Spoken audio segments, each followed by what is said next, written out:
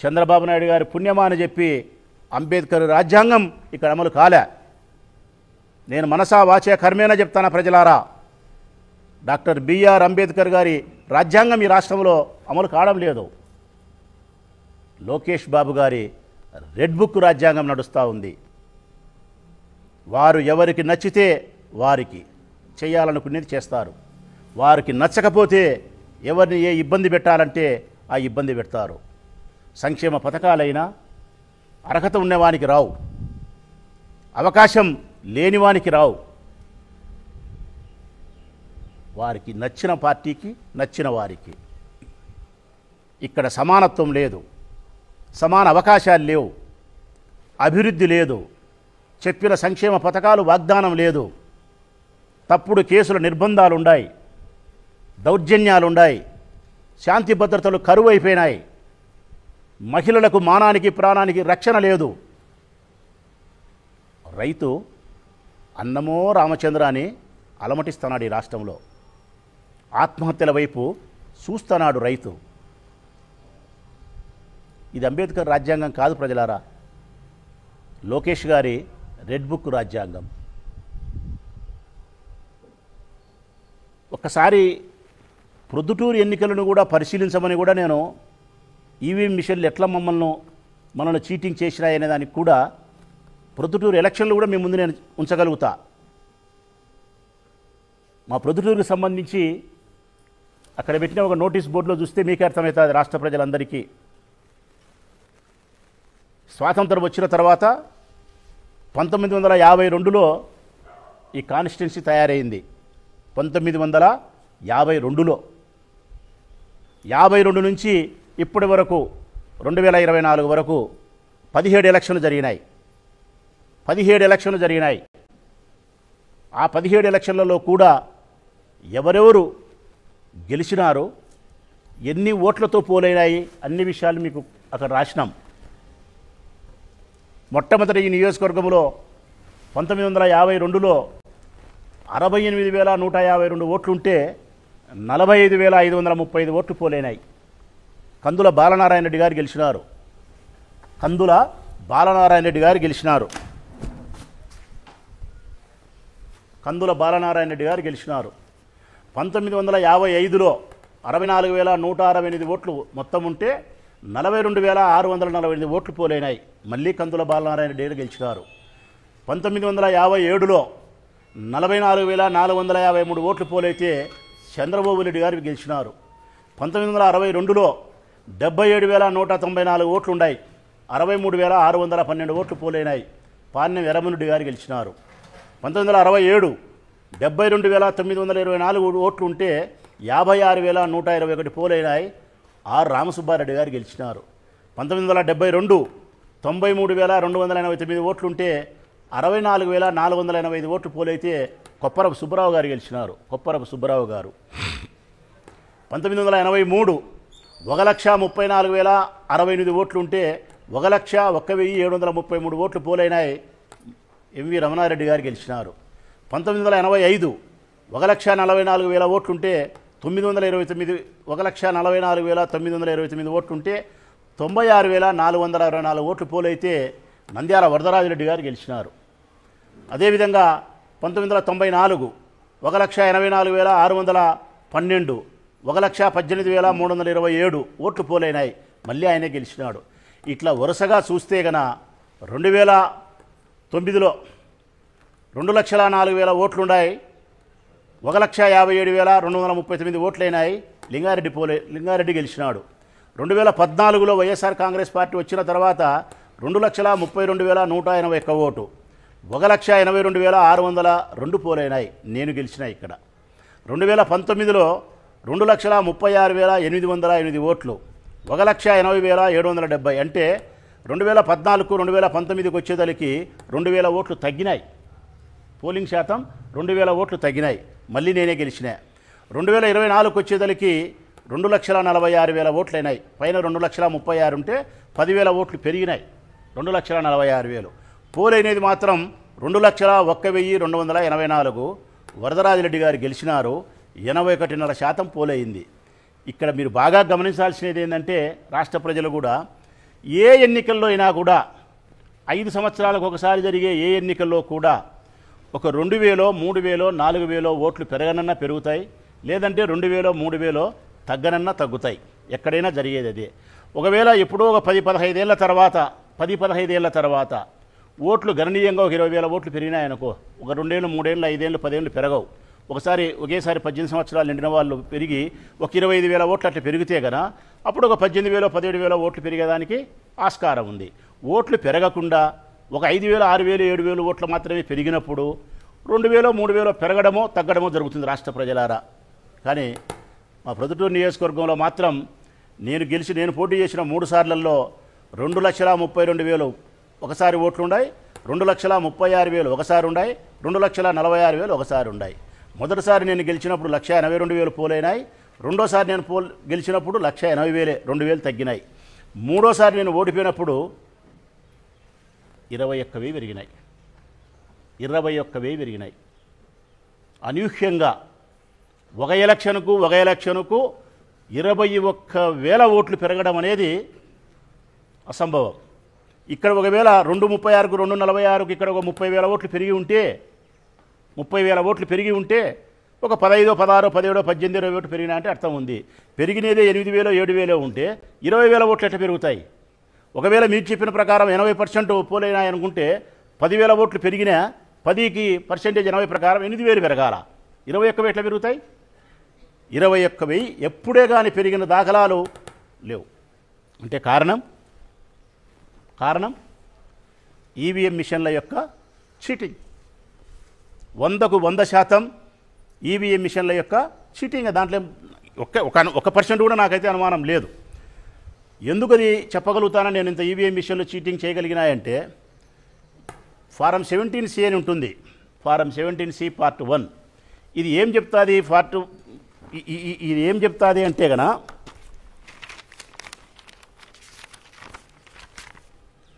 Election రోజు 17C part 1 election రోజు mock polling ఏమైతే మనం చేసి ఓట్లు వేసి ఉంటామో అయిన పోలింగ్ అయిన ఓట్లను, పోలింగ్ కాని ఓట్లను అన్ని ఫిల్ చేసి ఫారం ఇస్తారు.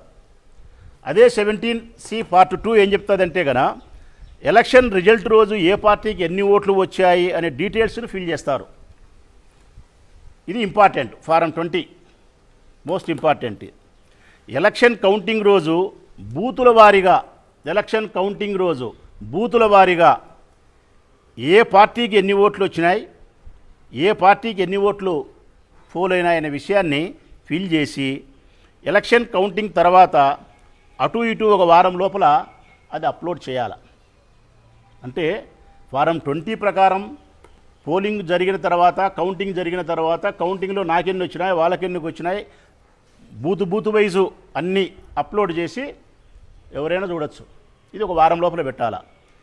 అది ప్రతిసారి దేశంలో అట్నే జరుగుతూ ఉన్నాయి. అది ఈ రాష్ట్రంలో మాత్రం 109 రోజుల వరకు పెట్టలే. ఏ పార్టీకి ఏ బూతులో ఎవరికి ఎన్ని ఓట్లు వచ్చినాయన్న విషయాన్ని వారం లోపల అప్లోడ్ చేయాల్సి ఉంటే 109 రోజుల వరకు ఈ రాష్ట్రంలోని ఎన్నికలకు సంబంధించిన విషయాన్ని అప్లోడ్ చేయలేదంటే రహస్యంగా ఉంచగలిగినారు. దేనికి రహస్యంగా ఉంచగలిగినారు? ఎవరిని గెలిపించేదానికి వీళ్ళు రహస్యంగా ఉంచగలిగినారు. కంపేర్ చేయవలసినది కూడా ఎప్పుడైనా మనం కంపేర్ చేయాల్సినది కూడా ఈ 17C పార్ట్ 2లో ఉండేదాన్ని ఫారం 20లో ఉండేదాన్ని కంపేర్ చేయాలి. అంటే ఏం చెప్తాది కంపేర్ చేయాల్సిందంటే గన బూతుల వారుగా ఒకవేళ ఏదైనా తేడా ఉంటే మనం వెరిఫికేషన్కి వెళ్ళొచ్చు. వెరిఫికేషన్కి మనం వెళ్ళాలంటే గన ఫారం 20లో ఎన్ని వచ్చినాయనేది మనం చూసుకోవాలంటే అప్లోడ్ చేయాలి. వాళ్ళు అప్లోడ్ 109 రోజులు చేయకుండా రిజల్ట్ ప్రకటించి మన కోర్టు పోయే అవకాశం కూడా లేకుండా, ప్రశ్నించే అవకాశం కూడా లేకుండా 109 రోజుల తర్వాత పెట్టి మళ్ళీ ఆ తర్వాత మనం ప్రశ్నిస్తామని తెలుస్తానే డిలీట్ చేయడం, డేటాను కంప్లీట్గా డిలీట్ చేయడం. అంటే ప్రజలకు వచ్చినటువంటి అనుమానాన్ని నివృత్తి చేయాల్సిన ఎన్నికల కమిషను అనుమానాన్ని నివృత్తి చేయకుండా ఆ అనుమానాలు బలపడే విధంగా మరింత విధ్వంసకరమైనటువంటి చర్యలకు పాల్పడినప్పుడు ఈ రాష్ట్ర దేశ ప్రజలకు అనుమానం బలపడుతుందా, బలపడదా? ఒక అభ్యర్థిగా వైఎస్ఆర్ కాంగ్రెస్ పార్టీ అభ్యర్థిగా పోటీ చేసిన నేను మనస్ఫూర్తిగా నమ్ముతా ఉన్నా. ఈనాడు మొట్టమొదటైతే నేను పట్టించుకోలే, కానీ పూర్తిగా నమ్ముతానా ఇప్పుడు ఈవీఎం మిషన్లు చీటింగ్ చేసినాయి. వైఎస్ఆర్ కాంగ్రెస్ పార్టీ ఓడిపోవడానికి కారణం ప్రజా వ్యతిరేకత కాదు, ప్రజా విశ్వాసాన్ని మెండుగా కలిగిన జగన్మోహన్ రెడ్డి పార్టీ మేము పెద్ద ఓట్లతో గెలవాల్సిన వాళ్ళం. ఈవీఎం మిషన్ల చీటింగ్ వలన మేము ఓడిపోయినాం, ఇది సత్యం. ఇంకా ఘోరం ఏంటంటే 10 రోజులలో ఈవీఎం డేటాను డిలీట్ చేసినారు. 10 రోజుల్లో మినిమం 45 రోజులు ఉంచాల. ఎందుకు డిలీట్ చేస్తారు అంటే 45 రోజుల తర్వాత అయినా దేశంలో ఎక్కడైనా ఎలక్షన్ జరుగుతా అంటే ఆ ఈవీఎం మిషన్లు మనకు అవసరం కాబట్టి డిలీట్ చేస్తారు. ఈ ఎన్నికలు అయిపోయిన తర్వాత దరిదాపుల్లో ఎన్నికలు లేవు. ఏపీ ఎన్నికలు చివరి దశలో దరిదాపుల్లో లేవు కౌంటింగ్ అయిపోయిన తర్వాత. కానీ 10 రోజుల్లోనే డిలీట్ చేసినారు. 45 రోజులు ఉంచాల్సినది.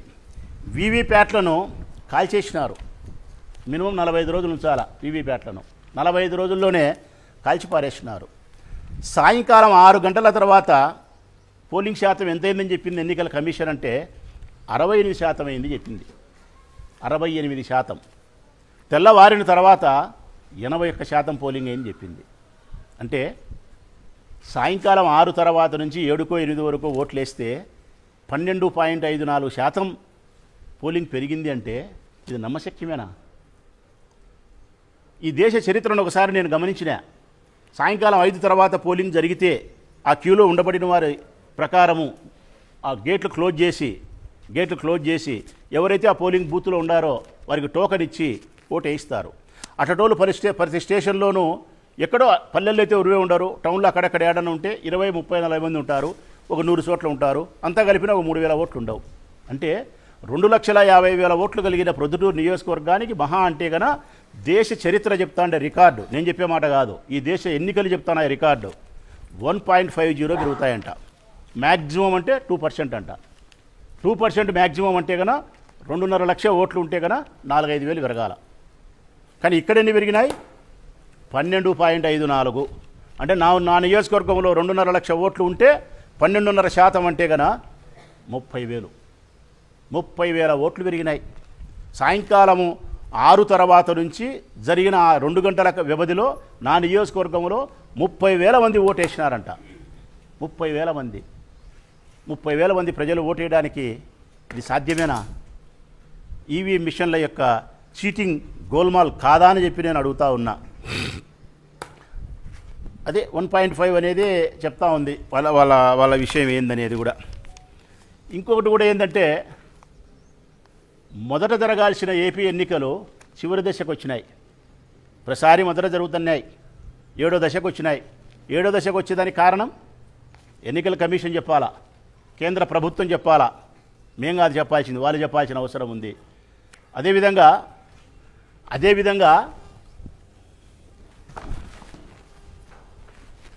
కొంతమంది అడిగినారు, ఏమని అడిగినారంటే కన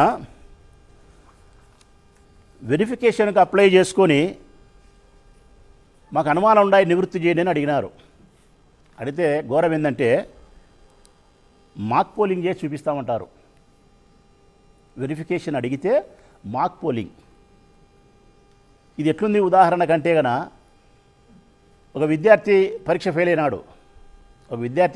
అయినాడు. వాడు వెరిఫికేషన్కు రీవాల్యుయేషన్కు అప్లై చేసుకున్నాడు. నేను కరెక్ట్గా రాసినా, మీరు రుద్దడం తప్పు ఉండారేమో, నా పేపర్ తీసి చూపించండి, నా ముందర చేయండి అని చెప్తే ఆ పరీక్ష బోర్డు ఏం చెప్తాను తెలుసునా? నీ పేపర్ కాల్ చేసినాము, లేదు మాక్ ఎగ్జామ్ జరుపుతామంటున్నారు. నీ పేపర్ లేదు కాల్ చేసినాం, మాక్ ఎగ్జామ్ మళ్ళా ఓ 4-3 ప్రశ్నలు ఇచ్చాం, పరీక్షలు రాయి ఎట్టెట్టున్నా చూస్తామని చెప్పి మాక్ ఎగ్జామ్ అంటున్నారు. ఇది మోసమా? మోసం కాదా? ఒక అభ్యర్థిగా మేము పోటీ చేసినప్పుడు మాకు మా బూతులలో అనుమానం ఉందని చెప్పినప్పుడు మేము ఫీజు డబ్బులు కట్టిన తర్వాత మా అనుమానం నివృత్తి చేయడానికి మేము కోరుకునే బూతులలో తిరిగి మళ్ళీ అటువంటి వెరిఫికేషన్కి అప్లై చేసిన వారికి అవకాశం కల్పించాలి కదా, కల్పించలే. అది కూడా అన్యాయమే చేసినారు. ఎన్నికల తర్వాత వెరిఫై చేయాలనే ఆలోచన మాకు ఉండకూడదనే దానికోసం డేటాను కంప్లీట్గా డిలీట్ చేసి వీవీప్యాట్లను కాల్చేసి సర్వనాశనం చేసి పారేసినారు. ఇట్లా ఎన్నికలలో మీరు గెలిచినాము ఆఫ్టర్ ఆల్ పులిందల ఎమ్మెల్యే అంటే ఇది ఎక్కడని మీకు న్యాయం అని చెప్పి నేను అడుగుతా ఉన్నా. నేను పథకాలకు డబ్బులు 24 గంటల ముందైనా సంక్షేమ పథకాలకు ప్రజలకు ఇయ్యొచ్చని చెప్పి హైకోర్టు చెప్తే కూడా అంగీకరించలే ఎన్నికల కమిషన్. ఇవన్నీ ఉద్దేశపూర్వకంగా చేసిన అంశాలు.